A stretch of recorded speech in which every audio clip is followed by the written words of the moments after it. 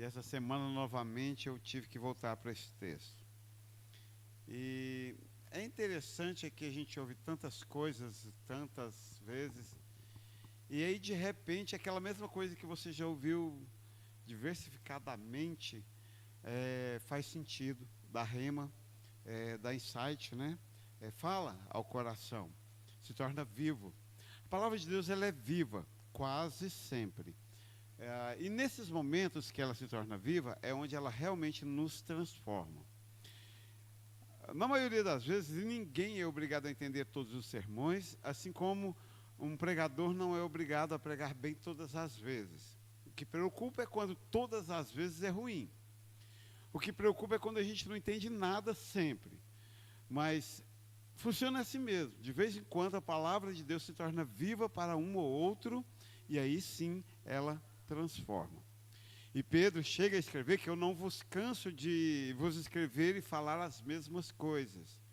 Porque vai que uma hora dá liga, vai que uma hora desce para o coração, vai que uma hora a alma está de bom humor e entende. Mas a palavra de Deus é assim, ela é viva, ela é eficaz. E agora, recentemente, ou nessa semana, esse texto voltou com força, com muita força no meu coração. E vale a pena relembrar o contexto. O contexto eram palavras duras de Jesus Cristo. É interessante porque essa coisa de palavras duras é um tanto quanto relativo. Porque Paulo, ele elucidou essa coisa de palavras duras de uma forma muito bela aos coríntios. Para aquele que crê é poder de Deus o Evangelho. E Jesus Cristo ficava dentro das 4 linhas da Constituição. Ele não pregou nada além dos Evangelhos. Então, como assim palavras duras? A Paulo, então, ele deixa claro, para aquele que crê é poder de Deus.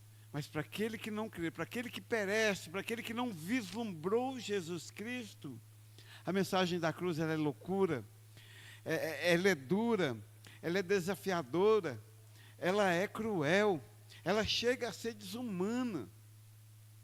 Definitivamente, e Deus tem falado muito isso no meu coração, que como não nos foi dado arrancar o joio do meio do trigo, então costumeiramente nós temos que falar ao trigo e ao joio, e às vezes a gente acaba se perdendo nisso, porque é claro, é evidente, foi assim no passado, é assim hoje, e será assim até o dia do juízo, onde definitivamente haverá separação.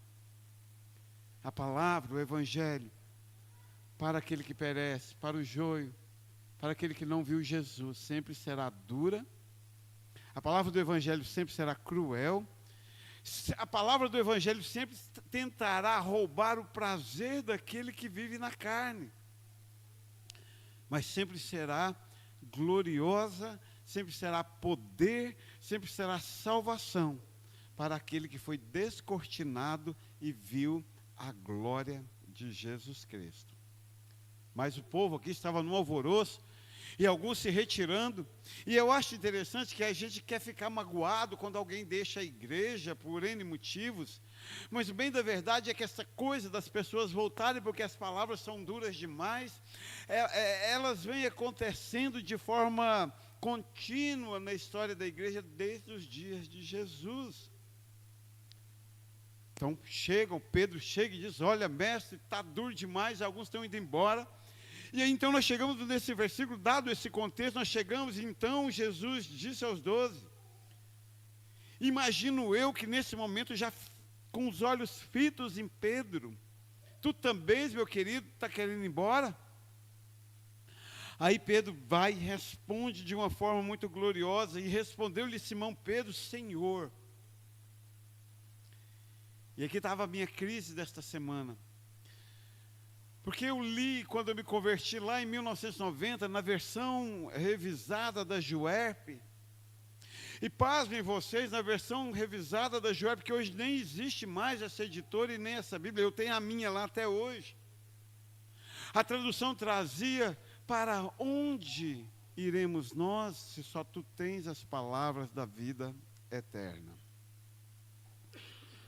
E recentemente, no nosso contexto, o Fernandinho trouxe uma música espetacular, único, que a igreja canta, e ele traz a versão dessa versão revisada da Juerp.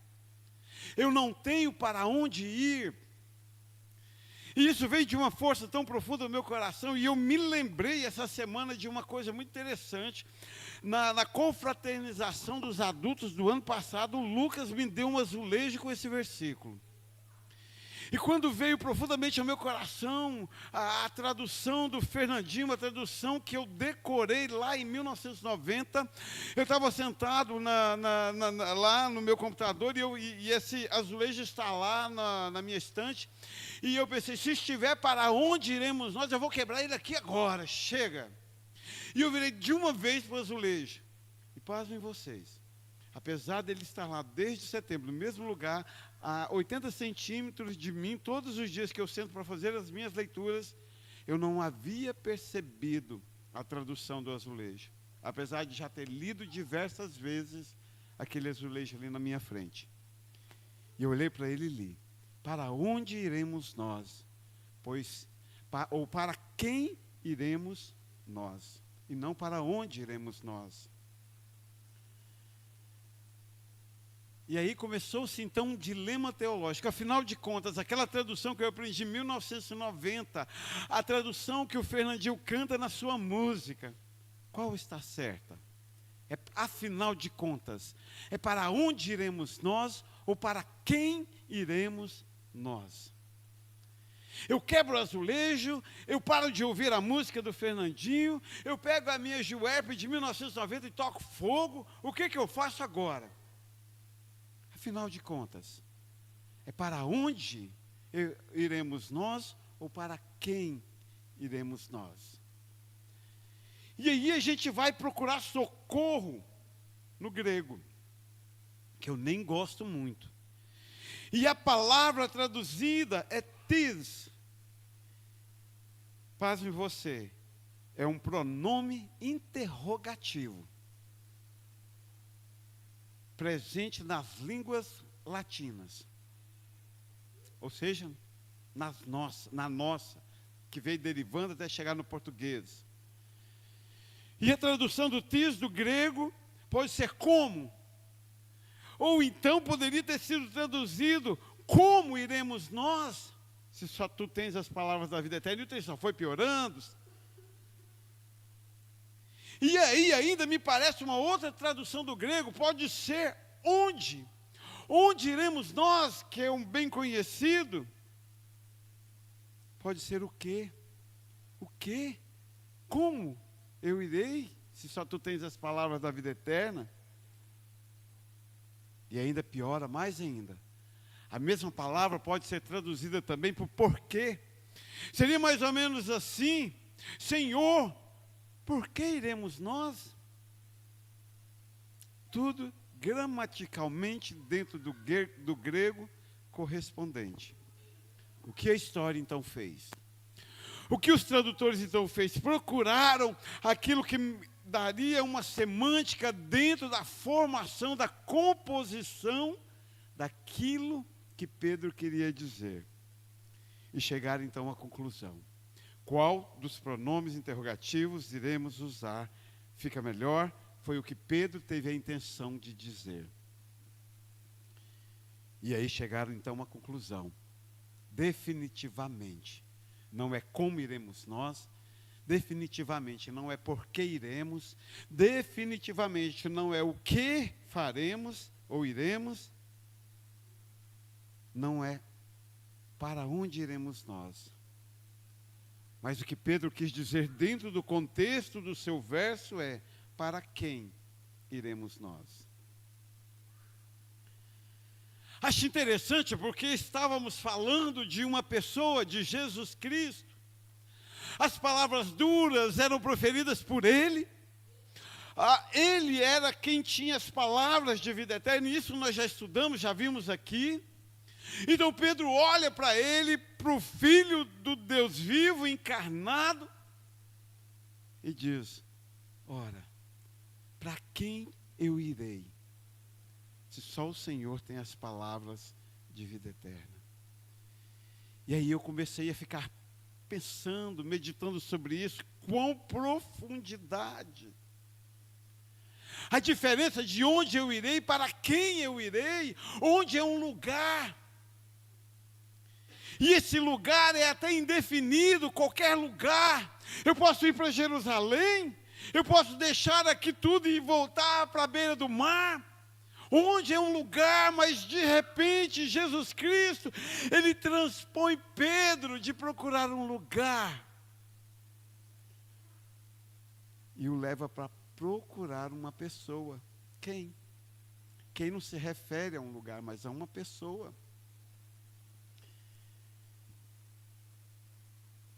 Parece-me que Pedro foi um dos grandes homens que tiveram revelações de Jesus Cristo. És o Filho do Deus vivo.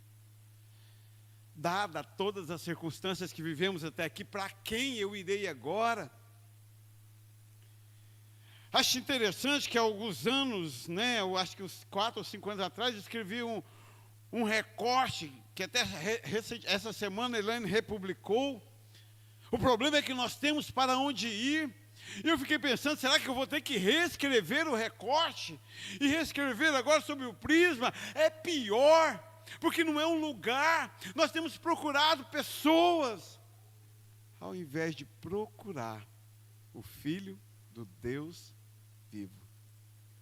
Consegue compreender como Pedro, ele faz uma ligação em tudo que ele havia vivido? Tu és o Filho do Deus vivo, para onde eu irei? Para quem eu irei? Como assim?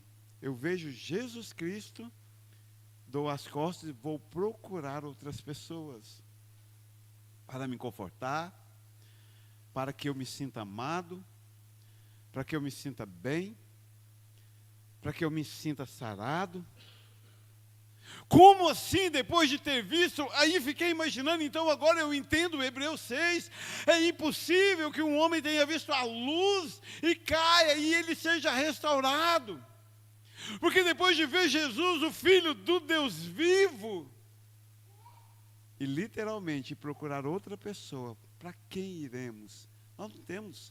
Pedro diz claramente, Senhor Jesus, eu não tenho outra pessoa para procurar. É mais do que lugar, é mais do que qualquer outra coisa, é uma pessoa viva, é uma pessoa que responde, é uma pessoa que anda comigo, é uma pessoa que está comigo. Talvez a grande obra de Jesus Cristo a nós seja nos transpor também de procurar um lugar e encher nossos corações de um aprendizado profundo, onde a gente comece a procurar uma pessoa, e que essa procura seja Jesus Cristo, o Filho do Deus vivo. E achei interessante que essa história começou há muito, muito tempo atrás, nos dias de Isaías. Aí no Isaías 32, no verso 2, ele escreve, e será aquele varão como um esconderijo. E quando ele diz aquele varão, ele menciona o Filho de Deus que haveria de nascer. De uma forma soberana, profética, de uma forma gloriosa. Isaías diz, chegará um tempo, no capítulo 32, no verso 2, em que vocês terão uma pessoa, e essa pessoa, ela é quem? É uma pessoa viva, mas gloriosamente, no pronome interrogativo, ele também será onde? Mas gloriosamente, ele também será um lugar. É por isso que nós dizemos que nós temos um lugar seguro. É por isso que nós dizemos que nele nós nos refugiamos. O que eu queria contar para você que nesta semana eu entendi de forma gloriosa e gostaria que você entendesse que o nosso alvo, além de ser um esconderijo, ele é quem? Ele é pessoa. Ele é o Filho do Deus vivo, que além de pessoa que senta e conhece as minhas mazelas, ele é um lugar onde eu posso me refugiar. E aí Isaías escreve: será aquele varão como esconderijo contra o vento, e um refúgio contra a tempestade, como ribeiros de águas em lugares secos, e como a sombra de uma grande rocha em terra sedenta. Conhecia o verso de Isaías? Jesus Cristo, gloriosamente, Ele é a pessoa para onde eu devo refugiar-me, ou em quem eu devo me refugiar. Mais do que um lugar. Incrivelmente, uma pessoa que se torna em esconderijo, gloriosamente uma pessoa que se torna em refúgio. E a poesia, então, é um refúgio contra a tempestade. E se o vento vier, ele é meu refúgio, meu esconderijo. Mas se o sol estiver escaldante da vida, ele será como uma grande rocha que me faz sombra e mata a minha sede. Foi assim no deserto, não foi? Da rocha brotou água. Foi assim no deserto, não foi? Na fresta da rocha, Moisés viu o Shekinah de Deus. Aí nós chegamos lá no Novo Testamento e o escritor escreve: ele é a pedra angular. Mas para não ficar barato, para não restar dúvidas de quem ele era, para não restar dúvidas para quem nós devemos ir, ele diz: sobre esta rocha, mim mesmo, eu edificarei a igreja de Deus. Jesus Cristo, profetizado por Isaías, chegou até nós nos nossos dias, se revelando como a pessoa de nosso esconderijo, como a pessoa do nosso refúgio, como a pessoa que nos protege do vento, da tempestade, do sol, da sede, como a pessoa que nos levanta, como a pessoa que está conosco todos os dias. Jesus é meu esconderijo. Tão incrivelmente, quando a gente olha para a gama da sociedade, tudo que tem acontecido, sido falado e vivido, e o desespero está chegando às portas da humanidade, é intrigante e interessante que tantos ainda, e digo na igreja, ainda não têm Jesus como seu esconderijo. Estão tentando ser felizes, estão tentando organizar suas vidas, estão tentando fazer com que tudo dê certo. Quanto que cada um de nós deveríamos era correr para Jesus Cristo. Nós temos para onde ir, e esse lugar é Jesus. Nós temos para quem ir, e essa pessoa é também Jesus. E é lugar de refúgio.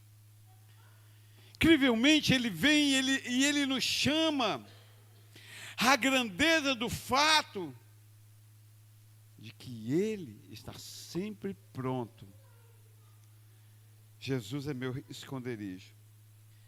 E incrivelmente Ele está sempre nos convidando a ir até Ele.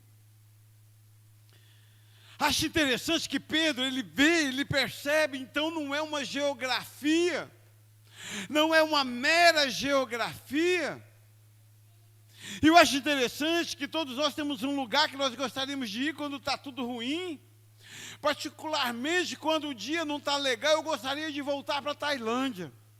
Todos os lugares que eu viajei, eu gostaria de voltar à Tailândia. E aí me vem, queria ter dinheiro para ir na Tailândia. Porque nós queremos uma fuga geográfica. Eu acho interessante Jesus nos convidar para uma fuga pessoal. Vem para mim. Não precisa nem de dinheiro, né? Será que é por isso que ele disse em Apocalipse, aquele que precisa de colírio, aquele que é cego, vinde a mim comprar sem dinheiro? Será que Jesus está o tempo todo nos chamando a ir até Ele? E aí, gloriosamente, ele nos convida. Em Mateus 11, 28, o clássico de Jesus, vinde a mim. Olha que coisa interessante. Vocês têm sim para quem ir. Ainda que não tenham para onde ir, ainda que você não tenha para onde ir, e imagino que é isto que Jesus está tentando dizer. Se vocês não têm para onde ir, estão cansados, se vocês não têm uma chácara para ir lá descansar, se vocês não têm para onde ir, vinde a mim. Então venham para uma pessoa. Mateus 11, 28, vinde a mim todos que estáis cansados e sobrecarregados, e eu vos aliviarei.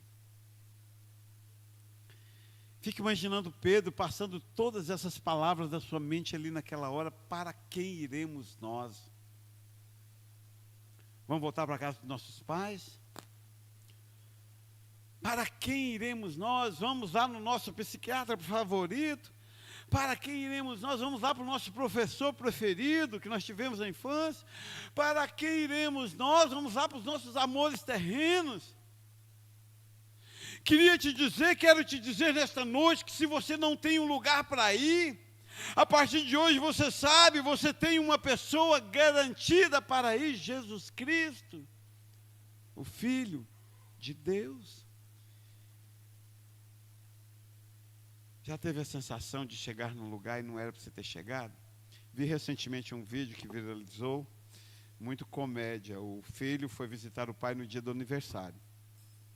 Chegou lá com o presente, bateu na porta do apartamento. Quando ele abriu a porta, tinha uma festa. E virou um pandemônio, porque eles haviam esquecido de convidá-lo para a festa de aniversário do pai. E ele começou a brigar com a mãe, porque era uma festa surpresa. E isso viralizou.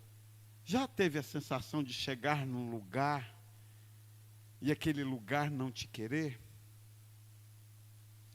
Já teve a sensação de chegar na casa de alguém e aquele alguém não te querer? E você vê nitidamente, chegou na hora errada. E você percebe nitidamente, não era para eu ter vindo. É constrangedor, não é? Queria te contar uma coisa. Todas as vezes que você tiver um insight, o rema, a revelação, a disposição, a conversão de ir até Jesus, já está com o convite pré-estabelecido. Pode vir a mim todos vocês que estão cansados e sobrecarregados. Pode vir. Não vai ter constrangimento. Não vai ter perigo de você não ter sido convidado. Jesus nos convida para ir até Ele. E é interessante e intrigantemente, esta mesma fala ecoa diversas vezes, de diversas formas. Jesus, ele encontra com a mulher samaritana, lá no poço, e havia um dilema geográfico, se adora no templo ou no monte. É a mesma discussão teológica, qual geografia nós iremos? É no templo ou é no monte? E Jesus vem e ele faz a mesma derrapada que ele faz com Pedro. Não é no lugar, é na pessoa. Agora se adora em espírito e em verdade, tanto faz no templo, tanto faz no monte, agora se adora é o Filho do Deus vivo. Aliás, vou até consertar a frase. Agora se adora é o Filho vivo do Deus vivo. Aleluia. Não é um Jesus morto. Não é um Jesus limitado à geografia. É para quem? E Ele nos convida a ir até Ele. Mas nós tentamos de todas as formas. Nós somos hábeis, somos mestres. Eu sou mestre em resolver. Te contar uma coisa. Se eu tivesse um pouquinho mais, talvez eu nem precisaria de Deus. Eu resolveria tudo. com a minha sapiência, com a minha articulação, eu iria dando nó aqui, nó acolá, ia fazendo um ajeite aqui, outro acolá, uma manobra desta forma, outra manobra ali, e no final do dia, eu teria resolvido tudo sem ter que procurar quem. Mas a verdade é que somos caídos, cansados e oprimidos. E aí Jesus sabiamente olha e diz: você, ser humano, vai estar nessa circunstância diversas vezes da sua existência. Então saiba, nesses momentos, você não vai dar conta. Você está cansado, você está sobrecarregado. Mas você tem a mim para se esconder. Você tem a mim para ir. Você pode vir até mim. Você pode levantar e vir até mim, e eu de forma gloriosa te aliviarei. Te darei descanso. Darei descanso para a sua alma. Coisa interessante, como pastor, é que eu passei quase metade da minha vida tentando resolver todos os problemas de todo mundo, entender e compreender e até adivinhar, para chegar lá antes. Quero contemplar Jesus. Não quero mais resolver seu problema. Quero contemplar Jesus Cristo. E aí, se o mundo estiver caído ao meu redor, eu estarei contemplando Jesus Cristo. E me colocando à disposição de ir até Ele tantas quantas vezes eu precisar. Não mais onde, mas a quem? A Jesus, o Filho de Deus. Coisa gloriosa.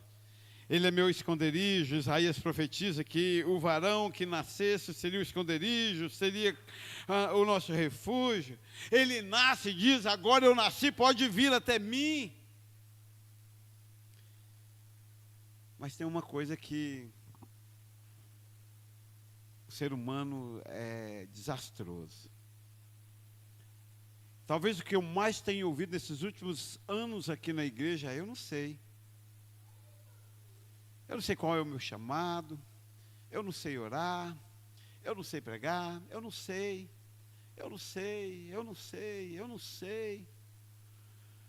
Mas caramba, nós temos aqui um impasse, nós temos uma pessoa para a gente ir até ela, nós temos um convite dela: vinde a mim. O que nos falta então para chegar até ela? O que será então, Reginaldo, que nos falta para chegar até ela?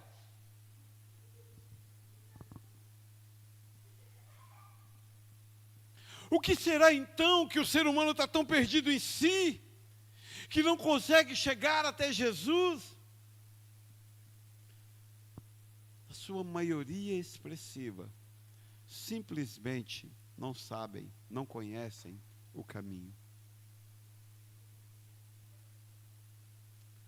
Não conhece o caminho até Jesus. Nós estamos fazendo uns exercícios muito intrigantes de psicanálise nas orações de terça. Ontem foi outro. Finalmente os irmãos que estavam ontem passaram no teste. O dia que eu disse assim: Jaciara, a primeira a orar, ore por você mesmo. Ela: o quê? Eu? Orar por mim? Tipo assim, vou perder o meu tempo orando por mim, e depois eu vou ter que crer, e depois eu vou saber o resultado. Como assim? A gente não sabe. Ontem foi assim: ore pelo seu irmão. Mas cadê o pedido dele? Mas ele não fez pedido. Não, ore pelo seu irmão. Você não conhece seu irmão? Você não conhece as dores do seu irmão? Você não conhece os perrengues do seu irmão? Ore pelo seu irmão. Agora nós precisamos ficar aqui falando das minhas mazelas para você orar por mim? E incrivelmente ontem o Espírito Santo de Deus moveu de uma forma naquela internet, que cada oração foi exatamente, não sei se vocês que estavam perceberam isso, exatamente no ponto de cada um que foi orado. Porque Nós não sabemos o caminho, mas o Espírito Santo de Deus sabe o caminho. E é mais do que isto. Vocês já ouviram dizer que Jesus foi o obreiro completo, sacerdote, rei, profeta. Todos os seus ofícios ele foi magistralmente completo e soberano. Eu acho interessante, porque Jesus olha assim em Isaías e diz: vai nascer um varão, e ele será como um esconderijo, e será um refúgio, vocês poderão esconder nele, porque é nele, é no quem vocês irão. E ele não vai te deixar órfão, ele vai te convidar: vinde a mim. Mas vocês vão estar perdidos nesse caminho para chegar até ele, porque são pecadores, porque são arrogantes, porque são egoístas, porque são senhores de si. Mas tem problema não. Aí Jesus vem em João 14:6 e calmamente olha para mim e para você e diz: eu sou o caminho.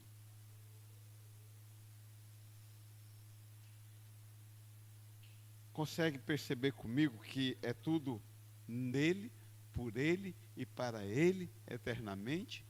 Ele é o lugar que eu me escondo, ele é a pessoa que eu me escondo, ele é quem fez o convite para mim e viu que eu não conseguiria chegar, aí ele mesmo se torna o caminho para que eu chegue até ele. Esse é meu Jesus, é o Jesus que eu conheço, é o Jesus que eu tenho lutado para que vocês conheçam. Soberano, Senhor de tudo, Senhor de todas as coisas. Sou o caminho, a verdade e a vida. E ninguém vem ao Pai, e eu e o Pai somos um, a não ser por mim. Glorioso. Jesus Cristo é a pessoa em quem você se esconde. Jesus Cristo é a pessoa que te convida a se esconder nele. E Jesus Cristo se tornou o caminho para que você possa se esconder nele. Amo o livre-arbítrio. Amo a capacidade de eu poder escolher com quem, onde, quando e o que eu quero. Isso se aplica a você. Mas não é muito inteligente não entender que Jesus Cristo é o centro de todas as coisas. É a pessoa a quem eu me refugio, ou em quem eu me refugio, é a pessoa que me convida, e é a pessoa que traça o caminho para eu chegar até lá.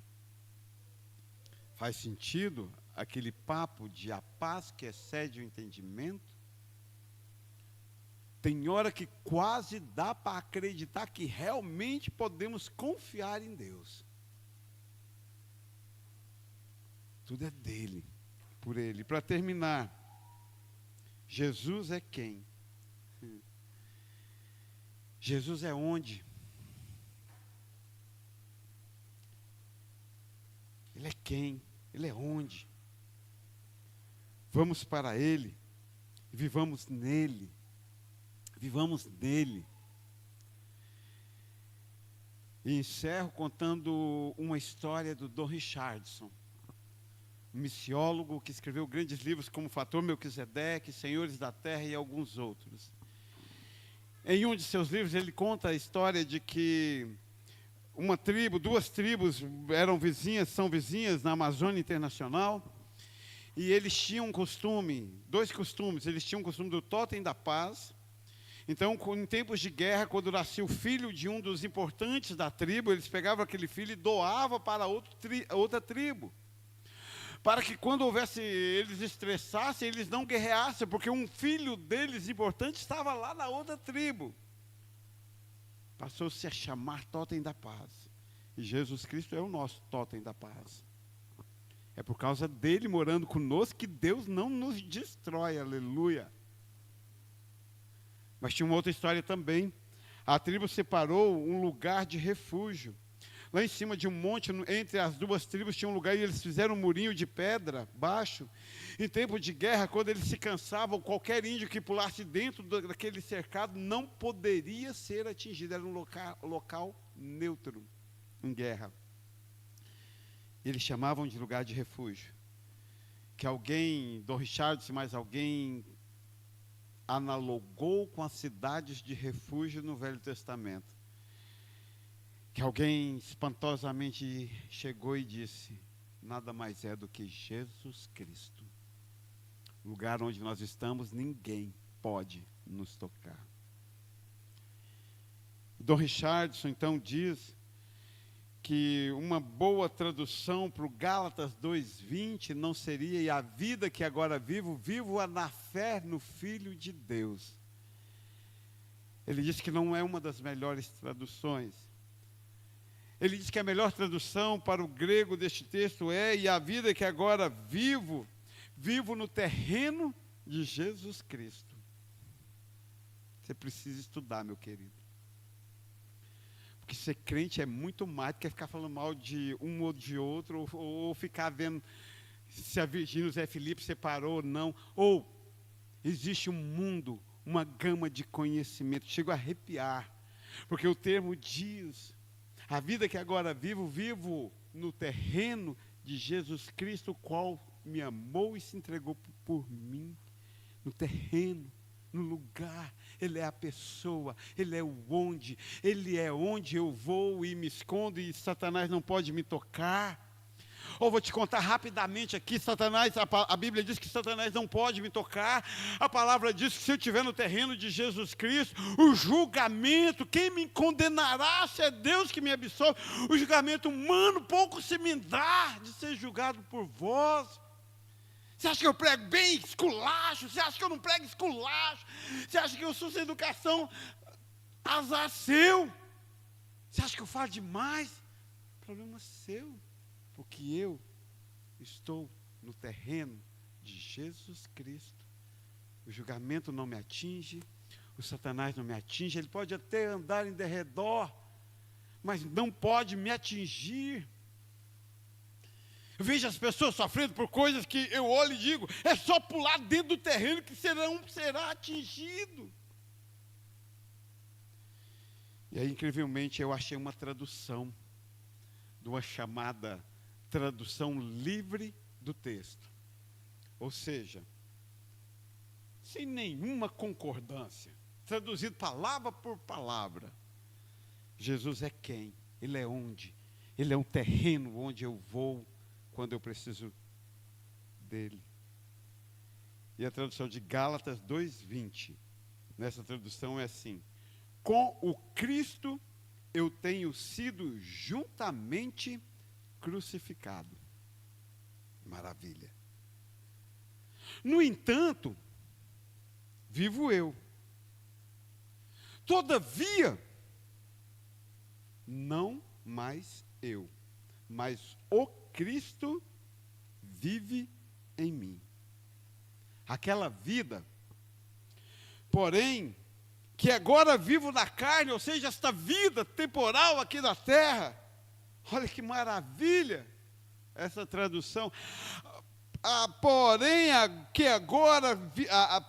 Aquela vida, porém, que agora vivo na carne, vírgula. Escuta isso. Eu vivo dentro de a fé, aquela fé a respeito do Filho de Deus. Eu vivo dentro da fé. Maravilhosamente, a tradução me deu um lugar. Eu vivo dentro. Caramba. Eu li isso, dá vontade de chorar, dá vontade de pular, dá vontade de soltar foguete. Eu vivo dentro de a fé que o Filho, aquela fé a respeito o Filho de Deus. E aí vem sutilmente o velho Logos na mente. Jesus Cristo, autor e consumador da fé. Aumenta-nos a fé. Ele: como assim? Vocês não me conhecem? Olha como faz sentido. Como aumenta a fé se vocês me conhecem? Vocês estão dentro de mim. Aí sutilmente o Espírito Santo nos ensina. Fé nada mais é do que viver dentro de Jesus Cristo. no terreno, diria do Richardson, no terreno de Jesus Cristo. E ele termina, aquele, ou seja, Jesus Cristo, havendo-me amado e havendo entregado a si mesmo para benefício e em lugar de mim. Caramba, quero decorar essa tradução agora. Se entregou, me amou para benefício e em lugar de mim. Foi para me ajudar e foi para me tirar da condenação, para me abrir um lugar onde eu possa ir e encontrar uma pessoa, Ele mesmo. Tudo é dele, por Ele e para Ele. Está difícil para você? Eu te digo, te conto por quê. Porque você ainda não viu Jesus Cristo. Quando vê-lo, amá-lo, considerá-lo, tê-lo em primeiro lugar na sua vida, muitos sóis irão voltar a brilhar para você. Pai, te dou graças, eu amo tua palavra. Teu é o reino, o poder e a glória, Pai. Ajuda-nos, toma-nos e obrigado, Deus, porque tua palavra é viva. Obrigado, Deus, porque o Senhor é vivo. Obrigado, Senhor, porque o Senhor é a pessoa em quem eu posso me refugiar. O Senhor me convidou, o Senhor abriu o caminho e o Senhor me permite morar no teu terreno, contigo, eternamente. Louvado seja o teu nome, no nome do Senhor Jesus. Amém.